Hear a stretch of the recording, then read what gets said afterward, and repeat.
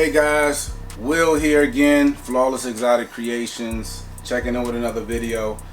This video is going to be on the Inkbird thermostats. I believe it's the 308, it's the Wi-Fi model. We're running several of them, and we still have actually some in the boxes because we have some racks on order that we're going to utilize for them as well. Reason we like them is the Wi-Fi feature on them. That's a major pro to us because we try to make our entire facility a smart facility.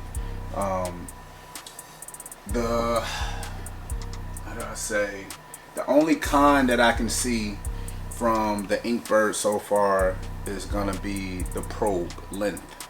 I believe the probe length is like 5 feet.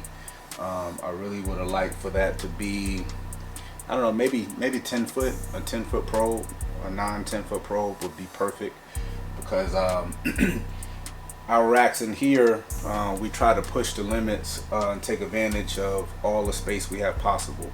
So when we ordered our 5540, we did 11 levels, almost was able to fit 12 levels, but we did 11 levels.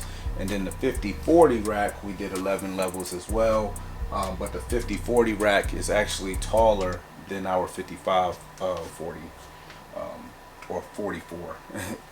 I guess you would say it is.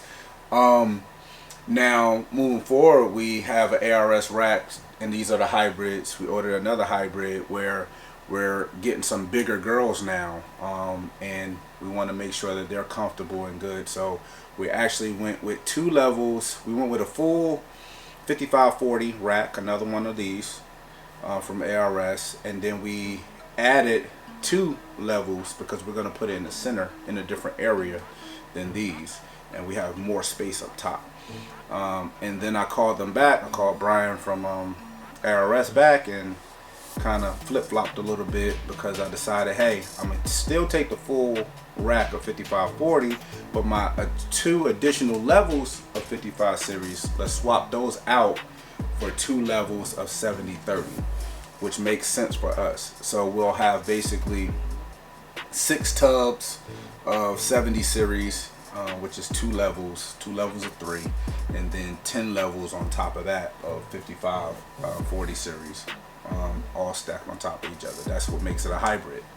But back to the Inkbird, we're gonna have an Inkbird on those as well. We have an Inkbird on our Sea Serpents incubator. We have Inkbird. We have 2 Inkbirds on our black box cages, PVC hatchling racks, where we can interchange the tubs.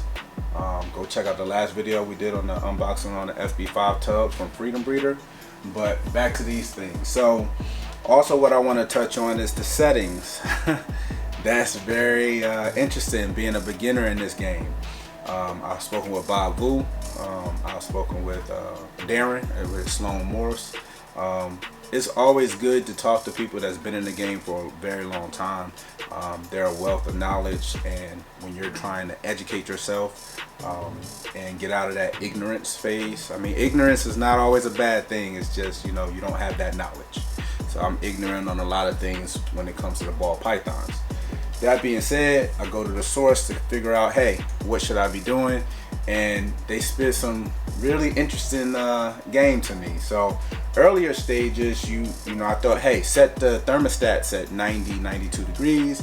Your hot spot's supposed to be 90 degrees, and you're good. No, that's not the way you do it. So hot spot, what we're shooting for, and I'm sure there's a bunch of different ways to do it. This is just what we're shooting for. We're shooting for 90 degrees in the hot spot. That being said, there's a lot of different variables at play. This 5540 new series from ARS has a thinner tub than the older series. The 5040 has a thicker mold tub. That being said, you got to consider the amount of heat that's going to be lost trying to transfer through that tub. You also got to take into consideration your insulated panels, how much heat is going to go through there. And again, we put our probe on top of the metal side of the insulation, so that's where you're going to get your reading from, not inside the tub. That being said, you also have to take into consideration the amount of cocoa, if you're using cocoa, the amount of cocoa, whether it's cocoa blocks or Repti chip, that you're using in the inside of the tub as well. So that leads us to this little fancy little tool, little doohickey. No, it's really simple. You can get it from any Harbor Freight, really cheap. Amazon Prime is the way to go. If you go to Home Depot, you're gonna pay an arm and a leg. But this is a temp gun where you shoot your surface and it gives you a reading. So I'm gonna take you through one of these tubs. So here we have a kind of a pre-tub that's ready to be cleaned out. Gonna get ready for another snake coming in.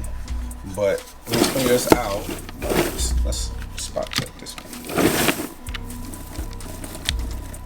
Let's see. 89.4, which is perfect.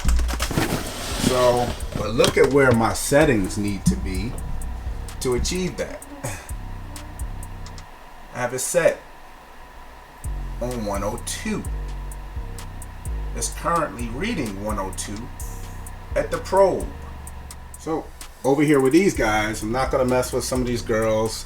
Most of them are gravid. None are paired up at the moment, but most of them, some of them close to landing. This is an empty tub. Yes, I know it's bare, but checking that one.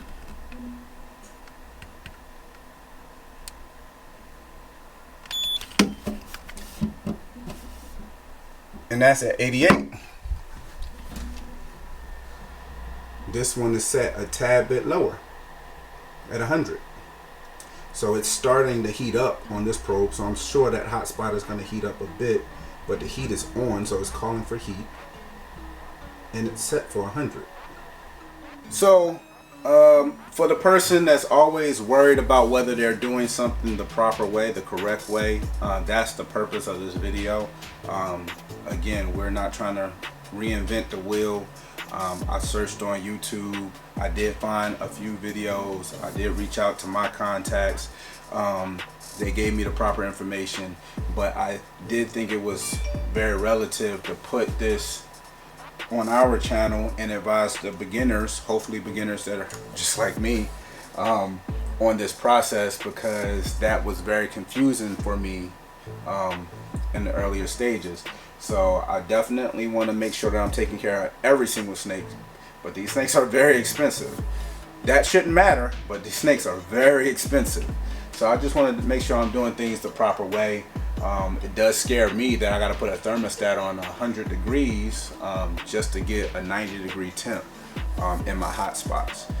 And it's funny because they also say, listen to your snakes, and I'm down here pretty much checking on them every single day, cleaning, spot cleaning, checking females, pairing, unpairing, and I constantly see them either digging down and getting down to the hot spot as close as possible.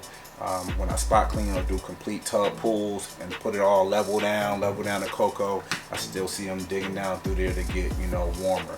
So seems like everything is going well. If you guys have comments or the way that you guys are doing things, again, I'm not saying that this is the only way to do things. This is just what I'm learning as I'm going, and as I continue to get more racks and more equipment. Again, we have the facility we share it with our crested geckos, so Red Flawless Crested Geckos, which is our main channel.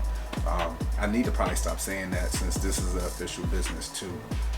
We actually LLC'd Flawless Exotic Creations instead of going S Corp at the advisement of our CPA. When for whatever reason he said that's the best way to go. I'm going to listen to the professionals, just like I listen to Darren and Bob. But not to keep rambling on and on, but definitely got to do your research when you're getting into this game, and hopefully these videos is giving you guys or doing the service. Again, it's a beginner sharing our experience. This is our journey. Shout out to Bomb Projects again for the amazing fit. Got to make sure we come correct with them bomb projects. But it's Will, Flawless Exotic Creations. We out.